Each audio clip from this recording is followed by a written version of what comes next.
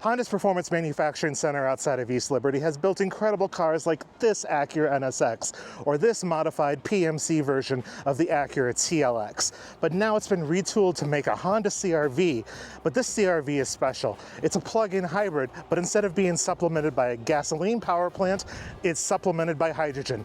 Let's take a look at the 2025 Honda CR-V FCEV.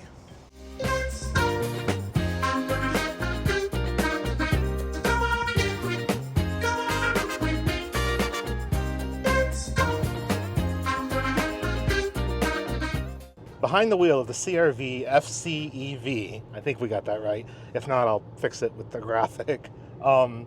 This isn't going to be a full kind of first drive review or anything like that. I don't have a lot of time with the car. There's actually not a lot of hydrogen in Ohio, it turns out, but also a lot of people want to drive this car. So, interesting thing about the hydrogen, they do buy it from a supplier, but they buy it uncompressed and then they compress it on site at the Performance Manufacturing Center, which then in its compressed form gets put into the car, loaded onto a truck, and then sent to California, where you'll be able to lease these very soon. How much? Don't know. Honda was hoping to have pricing for us for this event. They don't. There'll also be some incentives along the lines of perhaps some free hydrogen and things like that. Again, none of those deals have been finalized, but we've been told to kind of like look at the benchmark of other competitors. There's basically two competitors, the Hyundai Nexo and the Mirai. The Mirai probably being, I don't know, the more popular of those two. And they give you like $15,000 worth of hydrogen. So that's a pretty sweet deal. Though, today, with today's hydrogen pricing, one of the people said that it would be like something like $200 to fill this car, which is a bit ridiculous. But like all things, hydrogen is expected to drop in price. But you're not watching this video to understand about how much hydrogen costs. What's the point of this car? Well, I can say it's definitely one of the most interesting, if not the most interesting car I've ever driven from a technological standpoint, because it's a plug-in hybrid, but it's, instead of having a gas engine to handle the non-electric bits, it uses a hydrogen fuel cell. So the tailpipe emissions of this car are always either nothing on EV mode or water when it's running off of hydrogen. Fun fact, there is no water eject button in this like there is on the Mirai, so you can't make it pee on demand. However, like any other fuel cell vehicle, water will eventually get ejected out of the back when it's necessary. Drives like a CR-V, who would have thought? It kind of makes me long for a battery electric only CR-V. Seems a little odd to commit to a full electric or full electrification future by 2040 and not introduce one of their most popular cars as a BEV. But, you know, there's no RAV4 BEV yet either. So, you know, I guess that's kind of the benchmark in these sort of vehicles is the CR-V and the RAV. But it's super quiet. It drives like an EV. There's no delay from putting your foot down to when power happens. Electricity just happens, whether it's coming from the onboard battery pack or whether it is being produced by the onboard fuel cell. So it's quick, but I wouldn't say particularly rapid. It's more than enough horsepower for, you know, going back and forth to school or picking the kids up or doing the grocery run.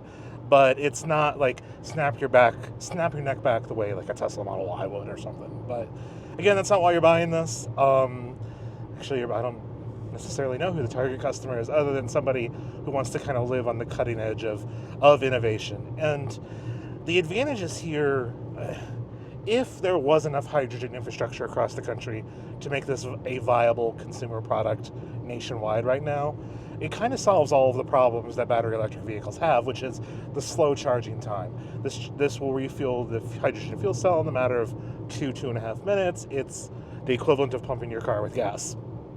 And then when you're at home, you plug it in at night and you get the 24 miles of range every day out of it. So it's really, in this sort of green future where multi-powertrain options are likely going to become the norm, this is a very interesting, very fascinating way to combine two technologies in a way that I think really actually does make sense, assuming there was hydrogen infrastructure. And if you think that the battery charging infrastructure is bad, hydrogen's worse, you know. So who knows? Like the Mirai, this could very well be a test sort of bed for developing future hydrogen technology. The fuel cell technology comes out of this joint venture manufacturing thing that they have with General Motors outside of Michigan, which, if you want to see Craig's full tour of that facility, you can click the video link up here at the top or in the description box below. And obviously, you know, GM is working very hard on their hydrotech stuff as well. So as an industry, everybody's kind of like saying, look, hydrogen has to be part of a conversation.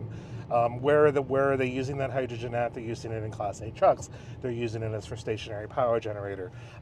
Some of these fuel cells that Honda has committed to buy from the joint venture are going to go into mining equipment, because you can't have emissions inside of a mine. So there are other uses for this technology, and seeing that make a ton of sense. I'm not entirely convinced that the passenger car market is where you're going to see hydrogen, but once you get to Class 2B or Class 3, and especially above that, if you want the towing or payload that you expect now from a Ford Super Duty, you're going to have to have hydrogen. It's the only other solution out there that makes sense, because otherwise you're going to have to weigh these trucks down with huge amounts of batteries, like what Volvo's doing right now with their electric truck, which is sort of insane. Where the Kenworth Toyota truck, that tractor weighs about the equivalent of a diesel-powered tractor, so you're not losing any of that cargo capacity. Back to this car itself. I mean, it's a CR-V. It's a new CR-V. It's really good. I like it. I do. I genuinely do. I think it drives well. This isn't obviously a big, huge live with it kind of test, but Honda made some smart decisions here. They put 18-inch wheels on it with tires that have massive sidewall, which means it absorbs bumps well. The smaller wheels are a little bit more aero-friendly, so you can get a little bit more range. It's quiet on the highway for the most part. Like, having a good set of tires and not going with massive 20s or 21s, I think is a smart decision on a family car. Because it just makes the experience that much better, and you have that here.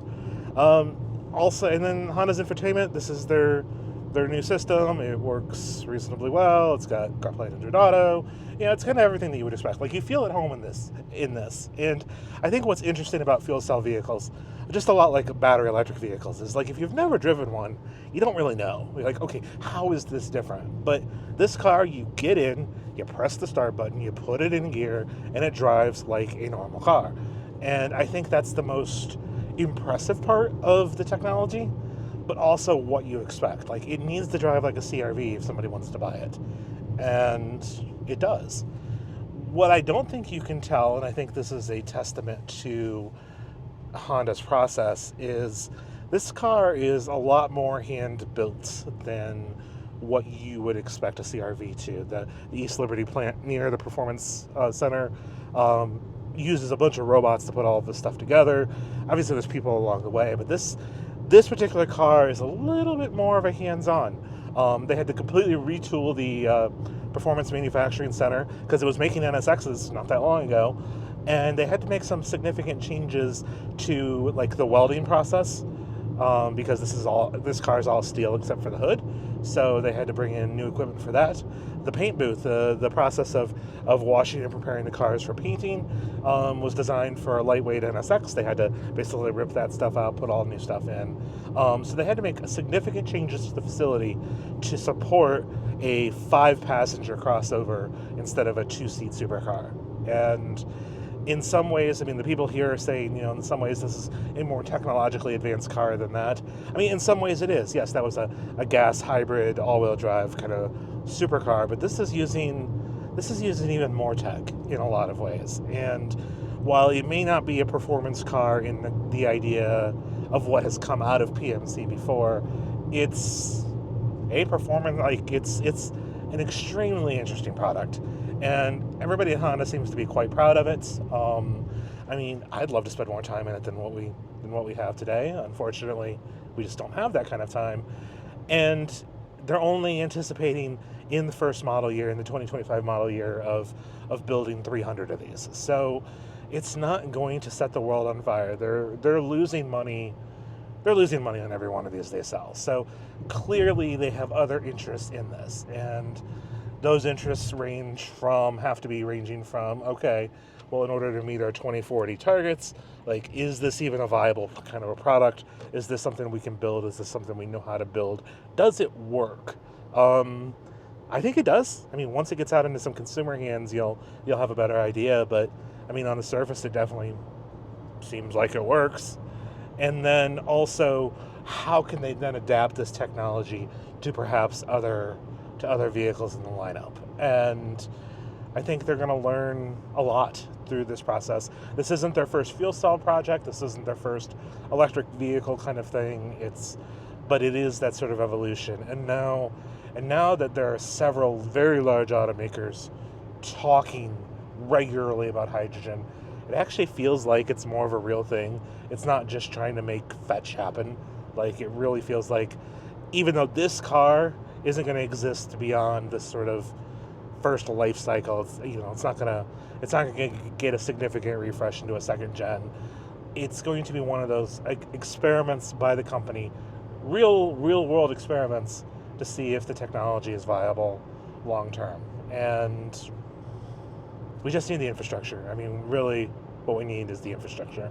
And my other big takeaway is build a battery electric CR-V, because this is a nice experience. So build those. Honda only expects to sell around 300 of these in its first year of production, and you'll only be able to lease them in California, where, of course, there's hydrogen infrastructure. What kind of incentives will Honda offer? We're not quite sure yet, nor do we know what the leasing price is. However, it's a really nice car. It really does make me long for a battery electric version of the Honda CR-V, which we hope is coming pretty soon. To learn more about Honda's joint venture with General Motors to produce hydrogen fuel cells in Michigan, click on Craig Cole's First Look right over here.